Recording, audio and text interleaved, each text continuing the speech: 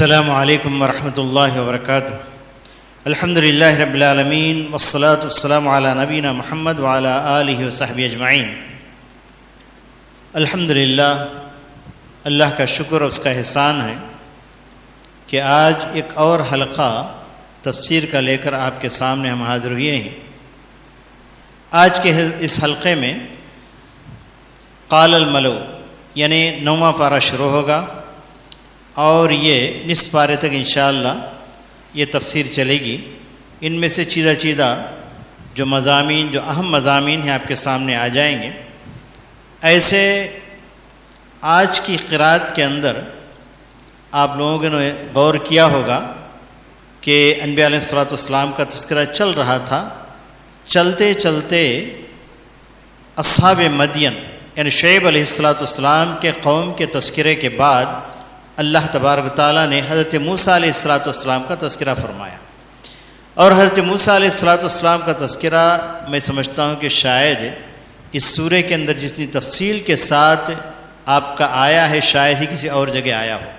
تو اس کے اندر پورے وہ واقعات، وہ حالات جو حضرت موسیٰ علیہ الصلوۃ والسلام ان قوم کے درمیان میں پیش آئے تھے، ان کے اور فرعون کے درمیان میں پیش آئے تھے، اور ان فرعون اور جادوگروں کے درمیان میں پیش آئے تھے سارے، اور اس کے بعد پھر یعنی بنو اسرائیل کے ساتھ حضرت موسیٰ علیہ الصلوۃ والسلام کے حالات سارے کے سارے اللہ تبارک و تعالیٰ نے اس سورے میں بیان کر دیے ہیں۔ ان کا احاطہ کرنا بہت مشکل ہے اور بہت زیادہ اس کے لیے وقت درکار ہے، لیکن پھر بھی جو اہم یعنی واقعات کی طرف جو حضرت موسیٰ علیہ الصلوۃ والسلام کے زمانے میں پیش آئے اس کی طرف میں اشارہ کرتے ہوئے چلوں گا۔ سب سے پہلے آپ آیت نمبر 96 کا مطلب 90/6 اٹھا لیجیے، جس کے اندر اللہ تبارک و تعالیٰ نے یہ قریہ کا تذکرہ فرمایا، اور اس قریہ سے مراد کوئی خاص قریہ نہیں ہے بلکہ دنیا کا کوئی بھی قریہ ہو سکتا ہے۔ قریہ والوں کے بارے میں، قریہ زیادہ تر ہمارے ہاں جو کھیڑا کہتے ہیں، چھوٹا سا گاؤں، اس کے اوپر اس کا اطلاق ہوتا ہے، لیکن کبھی کبھی عربی زبان میں قریہ بڑے شہر کو بھی قریہ کہا جاتا ہے، یہاں تک کہ ام القریٰ کہا گیا مکے کو۔ مکہ جتنے شہروں کا تذکرہ اللہ تعالیٰ نے قرآن مجید کے اندر فرمایا ہے، ان میں سے سب سے بڑا شہر میں سمجھتا ہوں کہ مکہ، اس کو بھی اللہ تبارک نے ام القریٰ کہا، قریوں کی ماں کہا۔ تو بہرحال قریے سے مراد کوئی بھی آبادی والے، ان کے بارے میں اللہ تبارک تعالیٰ ارشاد فرماتا ہے ان کو رہنے کا یعنی ڈھنگ کیا ہونا چاہیے اور ان کا طریقہ کیا ہونا چاہیے۔ اللہ تعالیٰ فرمایا وَلَوْ أَنَّ أَهْلَ الْقُرَىٰ آمَنُوا وَاتَّقَوْا لَفَتَحْنَا عَلَيْهِمْ بَرَكَاتٍ مِّنَ السَّمَاءِ وَالْأَرْضِ۔ فرمایا اللہ تبارک تعالیٰ نے اگر قریے والے، کسی بھی آبادی والے، کسی بھی شہر والے ایمان لے آتے، ایمان لانے کے بعد تقوی اختیار کرتے، یعنی تقوی کی زندگی سے کیا مراد ہے؟ اپنے آپ کو جہنم سے بچانا ہے، مامورات پر عمل کرتے ہوئے منہیات سے بچتے، اسی کا نام تقوی ہے۔ تو اس طرح کی زندگی اگر وہ استعمال یعنی اللہ تعالیٰ جن باتوں کا حکم دیا اس پر عمل کرتے ہوئے، جن چیزوں سے روکا ہے اس سے بچتے ہوئے، یعنی اپنے آپ کو جہنم کی آگ سے بچانے کے ارادے سے زندگی گزارنے کا نام یہ تقوی ہے۔ اگر اس طرح کی زندگی گزارتے تو اللہ تعالیٰ فرماتا ہے لَفَتَحْنَا عَلَيْهِمْ بَرَكَاتٍ مِّنَ السَّمَاءِ وَالْأَرْضِ، ایسے لوگوں کے لیے اللہ تبارک تعالیٰ آسمان اور زمین کے برکتیں کھول دیتا ہے۔ جب اللہ تبارک تعالیٰ برکتیں کھولنا چاہے کوئی روک نہیں سکتا۔ وَلَكِنْ كَذَّبُوا فَأَخَذْنَاهُمْ بِمَا كَانُوا يَكْسِبُونَ، تو اللہ تعالیٰ فرماتا ہے لیکن قریے والوں نے ایسے نہیں کیا بلکہ انہوں نے جھٹلایا تو ہم نے انہیں ان چیزوں کے بدلے میں پکڑ لیا جو کچھ ان کے کرتوت تھے، برے کرتوت تھے، اس کے بدلے میں پکڑ لیا۔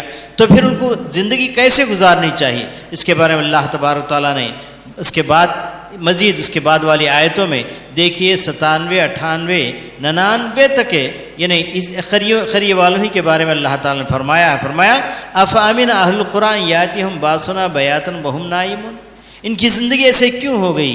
یعنی منہیات کا ارتکاب کرتے ہیں، معمورات کو کرنے کی کوشش نہیں کرتے، اللہ کے حکم کی یعنی تعمیل نہیں کرتے، بلکہ اس کے اندر اللہ تبارک تعالیٰ کی معصیت کرتے ہیں۔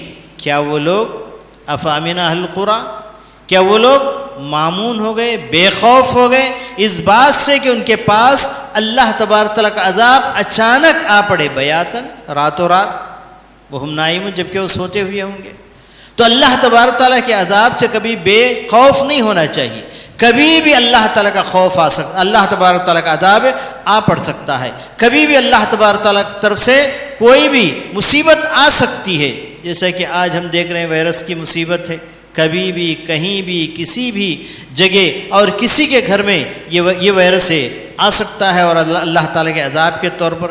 تو اس لیے اللہ تبارک تعالیٰ کے عذاب سے بے خوف نہیں ہونا چاہیے، بلکہ ہمیشہ اللہ تبارک تعالیٰ کی پناہ میں آنے کی کوشش کرنا چاہیے، اور اللہ تعالیٰ سے ہمیشہ امن کے لیے اللہ تعالیٰ سے دعائیں کرتے رہنا چاہیے۔ اوامن اہل القریٰ ان یاتیہم باسنا ضحی وہم یلعبون۔ پھر فرمایا اللہ تبارک تعالیٰ نے کہ اہل قریٰ اس بات سے بے خوف ہو گئے کہ اچانک ان کے اوپر عذاب اللہ تعالیٰ کا ٹوٹ پڑے، ضحیٰ یعنی چاشت کے وقت، اس حال میں کہ وہ لوگ کھیل کود میں رہیں۔ افامنوا مکر اللہ، کہ اللہ تعالیٰ کے مکر سے یہ لوگ بے خوف ہو گئے؟ فلا یامن مکر اللہ الا القوم الخاسرون، اللہ تعالیٰ کے مکر سے وہی لوگ بے خوف ہو سکتے ہیں جو خسارہ پانے والے ہیں۔ تو اس لیے انسان کو چاہیے کہ ہمیشہ اللہ تعالیٰ سے ڈرتا رہے اور اللہ تعالیٰ کے عذاب سے اللہ تعالیٰ کی پناہ مانگتا رہے، تو اسی وقت اللہ تبارک تعالیٰ اپنے پناہ میں رکھے گا۔ اللہ کے رسول صلی اللہ علیہ وسلم کہا کرتے تھے، اللہم لا تکلنی الی نفسی طرفۃ عین، اے پروردگارہ مجھے یہ ایک لمحے کے برابر، لمحہ بھی نہیں بلکہ ایک پلک جھپکنے کے برابر بھی تیرے امن سے باہر نہیں نکالنا، تیری نگرانی سے باہر نہیں نکالنا، اے پروردگارہ تیری نگرانی میں مجھے رکھ لینا۔ یہ ایک مسلمان بندے کی زندگی ایسے ہوا کرتی ہے۔ پھر اس کے بعد آگے بڑھیے، یعنی آیت نمبر 103 سے حقیقت میں حضرت موسیٰ علیہ السلام کا واقعہ شروع ہوتا ہے۔ آیت نمبر 103 سے یعنی شعیب علیہ السلام کے تذکرے کے بعد حضرت موسیٰ علیہ السلام کا تذکرہ اللہ تعالیٰ نے اس طریقے سے کیا، ثم بعثنا من بعدهم موسیٰ بآیاتنا الی فرعون وملئہ فظلموا بها فانظر کیف کان عاقبۃ المفسدین۔ اللہ تبارک تعالیٰ نے ارشاد فرمایا کہ ہم نے یعنی ان تمام انبیاء علیہ السلام کے بعد حضرت نوح کا تذکرہ آیا، حضرت صالح کا تذکرہ آیا، حضرت ہود علیہ السلام کا تذکرہ آیا، لوط علیہ السلام کا تذکرہ آیا، مدین میں شعیب علیہ السلام کا تذکرہ آیا۔ ان تمام کے تذکرے کے بعد اللہ تبارک تعالیٰ فرماتا ہے ہم نے موسیٰ کو بھیجا اپنی واضح نشانیاں اور معجزات دے کر۔ کس کے پاس بھیجا؟ فرعون اور اس کی جماعت کے پاس بھیجا۔ اور حضرت موسیٰ علیہ السلام کے بھیجے جانے کے دو مقصد تھے۔ پہلا مقصد بنو اسرائیل کو فرعون کے عذاب سے باہر کرنا تھا، فرعون کے عذاب کے نیچے وہ لوگ دبے ہوئے تھے، وہاں سے ان کو نجات دلانا تھا۔ اور دوسرے فرعون کی عبادت یا اسی طریقے سے بہت سے معبودان باطلہ کے اندر وہ پھنسے ہوئے تھے، وہاں سے نکال کر ان کو توحید کی طرف لے جانا تھا۔ دو پیغام لے کر حضرت موسیٰ علیہ السلام اس قوم کے پاس آتے ہیں، تو یہ یہاں سے بات چل پڑتی ہے۔ اور آگے چلیے، ایک اہم واقعے کی طرف میں اشارہ کرتے ہوئے آپ لوگوں کو آگے لے کر چلوں گا۔ آیت نمبر 123 سے 124 ہے، ان دو آیتوں میں اللہ تبارک تعالیٰ بڑے پتی کی بات اللہ تبارک تعالیٰ نے یہاں پر بتائی۔ قال فرعون آمنتم، آیت نمبر 120 پر 3 دیکھیے۔ قال فرعون آمنتم به قبل ان آذن لكم ان هذا لمكر مكرتموه في المدينة لتخرجوا منها اهلها فسوف تعلمون لأقطعن ايديكم وارجلكم من خلاف ثم لأصلبنكم اجمعين۔ فرعون نے جب دیکھا کہ بہت بڑا یعنی ایک اس نے مارکہ آرائی کی تھی، ایک یعنی بہت بڑا مقابلہ کروایا تھا موسیٰ علیہ السلام اور جادوگروں کے درمیان، اور سمجھ یہ رہا تھا کہ موسیٰ علیہ السلام یہ بھی ایک جادوگر ہیں اور جادوگر کے سامنے ہار جائیں گے تو میرا دین غالب آ جائے گا اور پورے ملک کے اندر میری ہی پوجا کرنے والے رہ جائیں گے۔ اس ارادے سے اس نے ایک طرف موسیٰ علیہ السلام تھے تو دوسری طرف جتنے بھی اس کے ملک کے یا اس کے ملک کے باہر کے جتنے بھی جادوگر تھے تمام کو جمع کر لیا تھا، اور سمجھ رہا تھا کہ آج تو میری کامیابی ہے۔ لیکن دیکھتے ہی دیکھتے حضرت موسیٰ علیہ السلام کا جو معجزہ تھا، لاٹھی کا معجزہ، اس نے ایک بڑا اژدہا بن کر سارے جتنے بھی ان کے سانپ بچھو جتنے بھی یعنی ان کے لاٹھیاں پھینکنے کے بعد بن گئے تھے ان تمام کو ختم کر دیا، اور ایک ہی بچ گیا۔ تو اس کے بعد جادوگروں کو اچھی طریقے سے پتہ چل گیا کہ یہ کوئی جادو وادو نہیں ہے، یہ تو اللہ تبارک تعالیٰ کا معجزہ ہے اور حضرت موسیٰ علیہ السلام اللہ کے پیغمبر ہیں. فوراً وہ لوگ ایمان لائے، فوراً وہ لوگ ایمان لائے، اور ایمان لانے کے بعد ایمان کے اندر اتنے پختے بن گئے کہ فرعون نے ڈرایا. فرعون نے کیا ڈرایا؟ معمولی ڈرانا نہیں ڈرایا، اس نے بہت خطرناک طریقے سے ڈرایا. دیکھو کیا میری اجازت کے بغیر تم موسیٰ علیہ السلام پر کیسے ایمان لائے؟ ایسے لگتا ہے کہ موسیٰ کے شاگرد تم لوگ ہیں، تم لوگوں نے سب نے مل کر ایک مکر کھیلا ہے. تو دیکھو تم اپنے ایمان سے باز آ جاؤ، ورنہ میں کیا کروں گا، تم ہی زندہ رہتے ہوئے ایک پیر ایک ہاتھ کاٹ دوں گا. دایاں پیر کاٹوں گا تو بایاں ہاتھ، اور دایاں ہاتھ کاٹوں گا تو بایاں پیر. اس طریقے سے کاٹ کر ایسے نہیں چھوڑوں گا، اور تڑپنے کے لیے، مرنے کے لیے میں سولی پر لٹکا دوں گا، اور وہاں پر تڑپتے تڑپتے تم مر جاؤ گے. کہ اس کے لیے تو تیار ہو. تو جادوگروں کا ایمان اتنا مضبوط تھا کہ انہوں نے کہا کہ ہاں اس کے لیے ہم تیار ہیں، مگر ایمان چھوڑنے کے لیے ہم تیار ہیں، ایمان سے ہاتھ دھونے کے لیے ہم تیار نہیں ہیں. اس سے بھی بڑی سزا تو دے دے. فقد ما انت قاد انما تقضی هذه الحیات الدنیا. انہوں نے کہا کہ تو جو کچھ کرنا ہے کر لے، زیادہ سے زیادہ تو کیا کرے گا، ہماری یہ جو زندگی ہے اس کو ختم کر دے گا. اس زندگی کے بعد ایک اور زندگی ملنے والی ہے، وہ اس سے اچھی زندگی ہے.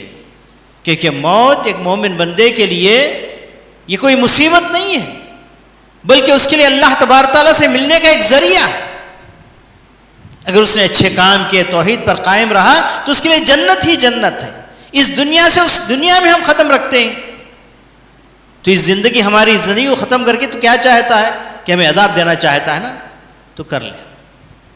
تو اس طریقے سے انہوں نے یعنی اپنے ایمانی جذبے کا اظہار کیا، اظہار کر اس کے لیے تیار ہو گئے. اور فرعون نے انہیں لٹکا بھی دیا، ہاتھ پیر کاٹا، سولی پر لٹکایا. تڑپتے نہیں، بلکہ اللہ تبارک تعالیٰ ایسے وقت عذاب کو مزے میں بدل دیتا ہے، مزے میں بدل دیتا ہے. کیوں نہیں؟ اس کے اندر یعنی عذاب نہیں ہوا تھا، بلکہ اس کے اندر وہ لوگ جنت کے مزے لے رہے تھے. اور خود آسیہ فرعون کی بیوی، جب ان کو تخت پر لٹکایا گیا، ایک ایک کیلا ان کے ہاتھ میں پیر میں ٹھوکا جا رہا تو مسکرا رہی تھی. تو فرعون نے کہا کہ اس سولی سے نیچے اتار دو، ایسا لگ رہا ہے کہ پاگل ہو گئی ہے. تو کہا کہ میں نہیں پاگل، تو پاگل ہے، اس لیے مجھے جنت نظر آ رہی ہے، اور ایک ایک کیلا جب ٹھوکا جا رہا ہے تو مجھے مزہ آ رہا ہے. اور حقیقت میں یہی بات ہے، حقیقت میں یہی چیز صحیح ہے کہ جس کا ایمان مکمل ہو، کامل ہو اور بھرپور ایمان ہو، تو جب ایمان کے راستے میں، باقی دوسرے راستے میں کوئی مارے کوئی توڑے تو اس تکلیف ہوگی، لیکن ایمان کے راستے میں جب عذاب دیا جاتا ہے، وہ عذاب نہیں ہوتا، بلکہ وہ عذاب مزہ ہی مزہ ہوتا ہے. ایک شہید اللہ کی راہ میں شہادت پاتا ہے، اس کو اتنا مزہ آتا ہے، اتنا مزہ آتا ہے، جنت میں جانے کے بعد بھی کہے اللہ جنت تو پوری مل گئی ہے، لیکن اس کے باوجود تو دوبارہ ہمیں دنیا میں بھیج دے، پھر شہادت کا موقع دے. جس وقت تیر آ لگی تھی، جس وقت بندوق آ لگی تھی، جس وقت میری جان نکل رہی تھی، اس وقت مجھے اتنا مزہ آیا کہ اتنا مزہ آیا، اتنا مزہ یعنی یوں سمجھے کہ جنت میں بھی مجھے نہیں مل رہا. تو حقیقت میں یہ کب ہوگا؟ ایمان انسان کا کامل ہو. بالکل اسی طریقے سے آج ہم کووڈ سے ڈر رہے ہیں، پریشان ہیں. کووڈ سے ڈرنا نہیں ہے. کووڈ کیا کرے گا آپ کو؟ زیادہ سے زیادہ یہ زندگی ختم کرے گا اور زندگی دے گا. ہم کو تو ڈرنا اس سے ہے جو کووڈ جس نے دیا ہے، کووڈ کا جو خالق ہے اس سے ڈرنا ہے. کیونکہ اس زندگی کے بعد کس کے سامنے جا کر ٹہرنا ہے؟ اللہ تعالیٰ کے سامنے ٹہرنا ہے. تو ہمیں ڈرنا کووڈ سے نہیں ہے، کووڈ پیدا کرنے والے، کووڈ بھیجنے والے سے ہمیں ڈرنا ہے. کل قیامت کے اس کے سامنے ٹہر کرے. اگر کوتاہی ہم سے اللہ کے حق میں ہو گئی تو ان کوتاہیوں سے ابھی ہم لوگ توبہ کر لینا. اگر انسانوں کے حق میں اگر کوتاہی ہوئی اس سے بھی توبہ کر لینا ہے، تاکہ ہماری زندگی پاک و صاف ہو جائے. ہم اس دنیا سے اس دنیا میں جب منتقل ہو تو ہمارے سامنے جنت ہی جنت ہو. تو اس لیے کس سے ڈرنا ہے؟ ہمیں اللہ سے ڈرنا ہے، اللہ کے سامنے کھڑے ہونے سے ڈرنا ہے. وہاں پر سوال و جواب جو ہوگا اس مقام سے ڈرنا ہے، کووڈ سے ڈرنا نہیں ہے. کیونکہ آج دیکھا گیا کہ لوگ یعنی کووڈ میں مبتلا ہوتے تو ہوتے ہی، لیکن وہ لوگ زیادہ مبتلا ہوتے ہیں جو کووڈ سے ڈرے ہوئے، سہمے ہوئے ہیں. تو ڈریں گے تو برابر وہ ڈرائے گا، اللہ کا عذاب ہے.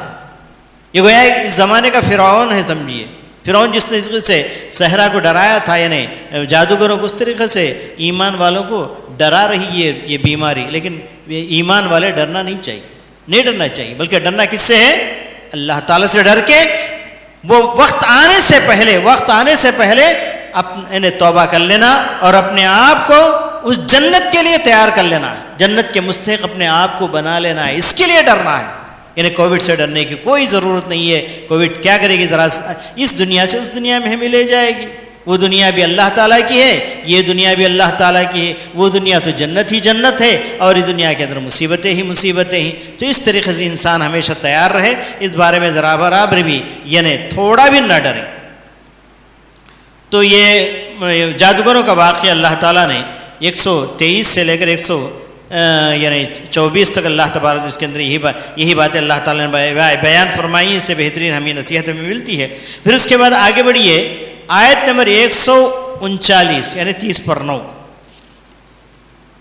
139 کے اندر اللہ تبارک تعالیٰ نے ایک واقعے کا ذکر کیا ہے،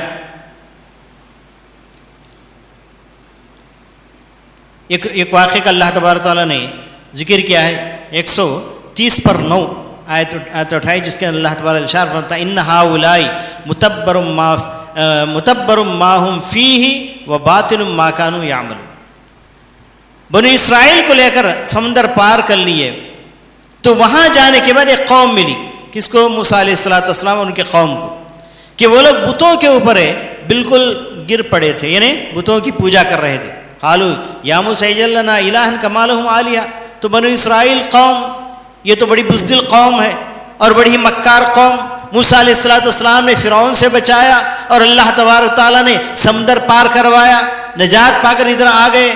تو وہاں پہنچنے کے بعد جب دیکھا انہوں نے یہ بتوں کی لوگوں پوجا کر رہے ہیں، اے موسیٰ دیکھو تم ایک الہ کی عبادت کرنے کے لیے تم کہتے ہو، وہ الہ اس الہ کو ہم نے دیکھا نہیں، کوئی چیز ہمارے سامنے ہونی چاہیے۔ تو جس طریقے سے ان کے لیے باطل معبودان باطلہ ہیں، اسی طریقے سے ہمارے لیے بھی ایک معبود بنا دو، اس کو سامنے رکھ کر اللہ کی پوجا کریں گے۔ تو اس وقت یعنی حضرت موسیٰ علیہ السلام نے ان سے کہا تھا ان ہؤلاء متبر ما هم فیہ، کیا ان کا کام تمہیں پسند آ گیا؟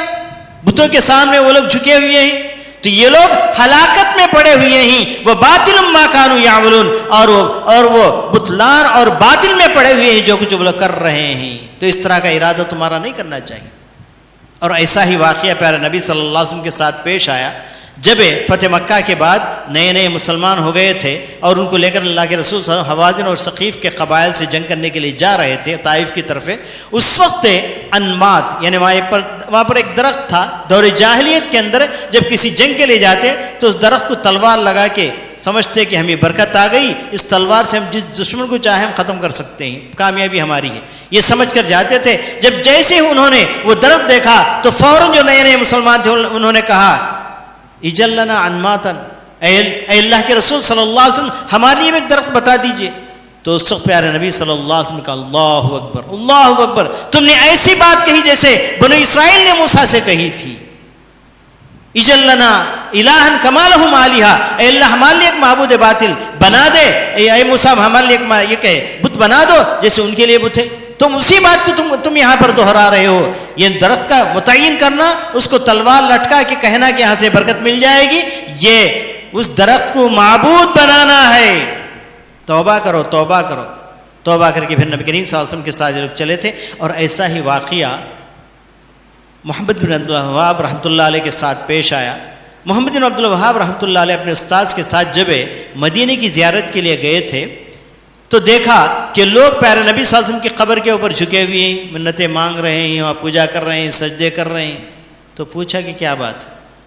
تو کیا بات ہے؟ تو ان کے استاد محترم نے یہی آیت پڑھی ان ہؤلاء متبر ما هم فیہ، یہ لوگ ہلاکت میں پڑے ہوئے ہیں، جس چیز کے اندر پڑے ہوئے ہلاکت ہی ہلاکت ہے، وہ باطل ما كانوا یعملون، اور بطلان یعنی مطلب ہے کہ باطل یعنی معبودوں کے اوپر یہ لوگ پڑے ہوئے ہیں۔ تو اس وقت یعنی محمد بن عبد الوہاب نے اپنے استاد محترم سے پوچھا کہ کیا کرنا ہے؟ تو کہا کہ استاد محترم نے ہماری تو زندگی ختم ہو گئی، اب تم لوگ نوجوان ہو، تم جو چاہے جو کر سکتے ہو کرو، توحید کو پھیلاؤ، شرک کو مٹاؤ، تو اسی وقت ایک عزم کر لیا محمد بن عبد الوہاب رحمۃ اللہ علیہ نے ان بت پرستوں کو دیکھ کر یا ان خبر پرستوں کو دیکھ کر اور پھر علم کے لیے چل پڑے. الحمدللہ انہوں نے علم حاصل کیا اور کتاب التوحید لکھی. کتاب التوحید ہی نہیں لکھی بلکہ توحید کی مملکت انہوں نے قائم کی ساری دنیا کے اندر وہاں سے توحید پھیلی. جب تک کہ شریعت ماتوریدی ساری دنیا میں چھائی ہوئی تھی، پھر پہلی مرتبہ تاریخ اسلام کے اندر جو سلفیت یعنی قائم ہوئی تو اسی شخص سے اسی لیے مجدد کہا جاتا ہے، بلکہ حقیقت میں وہ مجدد تھے. تو اس طریقے سے اللہ تبارک و تعالیٰ نے کبھی کبھی ایک منظر کی وجہ سے یعنی انسان کی زندگی بلکہ پوری تاریخ کو اللہ تبارک و تعالیٰ پلٹ دیتا ہے. تو یہ واقعہ اس طریقے سے پیش آیا تھا. پھر آگے بڑھیے. اس کے بعد آیت نمبر 140 پر 8 دیکھیے. آیت نمبر 140 پر 8.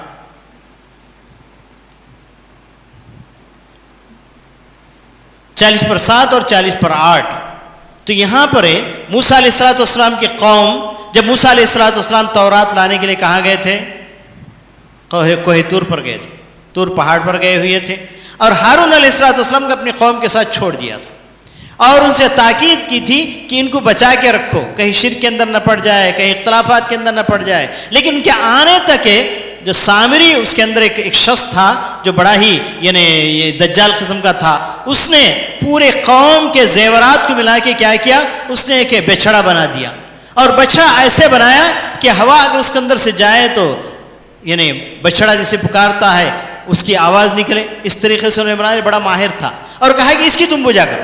تم لوگ ایک معبود چاہتے تھے نا، تو اس کی پوجا کرو تم. تو سب کے سب اس کی اسے بچڑی کی پوجا کرنے لگے. تو حضرت موسیٰ علیہ السلام واپس آئے تو دیکھ کر بڑا تعجب کیا. تعجب نہیں کیا بلکہ آ کر اپنے خلیرے بھائی جو ہارون علیہ السلام تھے ان کے سر کے بال پکڑ لیے. کہا کہ تم نے کیا کر دیا؟ کیوں قوم کو بگڑتے ہوئے تم نے دیکھا؟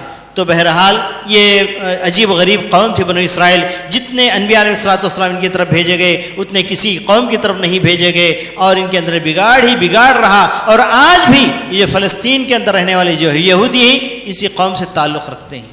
توحید کے اوپر قائم رہتے ہوئے بھی بزدل تھے، توحید پر آ کر بھی وہ شرک کی طرف مائل تھے. نبی کریم صلی اللہ علیہ وسلم کہا کہ لَتَتَّبِعَنَّ سَنَنَ مَنْ كَانَ قَبْلَكُمْ حَذْوَ النَّعْلِ بِالنَّعْلِ.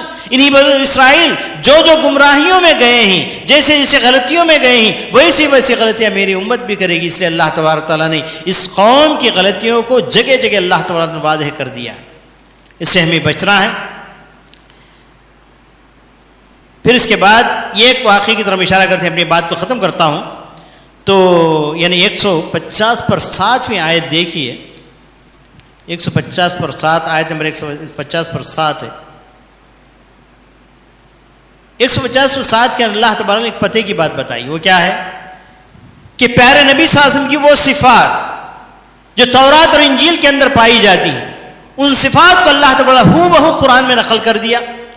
اور ایک عجیب و غریب بات ہے کہ انہوں نے جتنی بھی تحریف کر لی ہو، جتنا بھی اپنی کتابوں کو بدل دیا ہو، انجیل اور تورات کو بدل دے کر اس کا نام بائبل بھی رکھ لیا ہو، پھر بھی یہ صفات اللہ تعالیٰ کا کرنا یہ ہوا کہ یہ صفات آج بھی ان کی کتابیں میں پائی جاتی. اگر غور سے پڑھ لیں، جیسے اس سے پہلے بات آئی ہے کہ آج تورات اور انجیل کا قائم کرنے کا مطلب کیا ہے کہ پیارے نبی صلی اللہ علیہ وسلم کی نبوت پر ایمان لانا پڑے گا ان کو. جب تک ایمان نہیں لائیں گے تورات اور انجیل قائم کرنے والے نہیں ہوں گے. اور وہی بات اللہ تبارک تعالیٰ نے یہاں پر کہی ہے کہ جو صفات نبی صلی اللہ علیہ وسلم کی تورات اور انجیل کے اندر آئیں وہ صفات یہاں پر بیان کی گئیں. الذین یتبعون الرسول النبی الامی. آیت نمبر 150 پر 7 فرمایا وہ لوگ جو اس رسول کی اتباع کرتے ہیں جو نبی، وہ کیسے ہوں گے؟ پہلی صفت کیا ہے ذرا غور سے دیکھ لیجئے. وہ امی ہوں گے، پڑھنا لکھنا نہیں جانیں گے. الذی یجدونہ مکتوبا عندہم فی التوراۃ والانجیل. اور ان کے بارے میں تورات اور انجیل کے اندر لکھا ہوا ہوگا. اس زمانے میں اللہ تعالیٰ لکھ کر بھیجا تھا، ان کتابوں کو نازل فرمایا تھا. آج بھی وہ چیزیں ان کی کتابوں کے اندر موجود ہیں. فرمایا یامرہم بالمعروف وینہا عن المنکر. ان کی صفت کیا ہوگی جو نبی صلی اللہ علیہ وسلم کی صفت تورات اور انجیل کے اندر اس طریقے سے بیان کی گئی ہے کہ وہ بھلائیوں کا حکم دیں گے، برائیوں سے روکیں گے. وحل لہم الطیبات. ان کو اچھی چیزیں حلال قرار دیں گے. اور ویحرم علیہم الخبائث. بری تمام چیزوں کو حرام قرار دیں گے. وَيَضَعُ عَنْهُمْ إِصْرَهُمْ، اور ان کے اوپر جو بوجھ یعنی کفر کا اور شرک کا جو بوجھ ان کے اوپر پڑا ہوا ہے اس کو نکال کے دور کریں گے، وَالْأَغْلَالَ الَّتِي كَانَتْ عَلَيْهِمْ، اور اسی طریقے سے بدعات کے یعنی بیڑیوں کے اندر وہ لوگ جکڑے ہوئے ہیں ان کو ان تمام بیڑیوں کو پاش کر دیں گے، توڑ دیں گے۔ نبی صلی اللہ علیہ وسلم کی صفات بیان کی گئی۔ فالذین آمنوا بہ، اور اتنے ہی نہیں بلکہ صحابہ کی بھی صفت جو نبی صلی اللہ علیہ وسلم پر ایمان لائیں گے، فالذین آمنوا بہ، وہ لوگ جو آپ پر ایمان لائیں گے، وعزروہ، جو آپ کی تائید کریں گے، نصروہ، اور جو آپ کی مدد کریں گے، اتبعوا النور الذی انزل معہ، اور اس نور کی اتباع، اس روشنی کی اتباع کریں گے جو روشنی اللہ کے رسول محمد صلی اللہ علیہ وسلم پر نازل ہوئی۔ اس سے کیا مراد ہے؟ قرآن مجید۔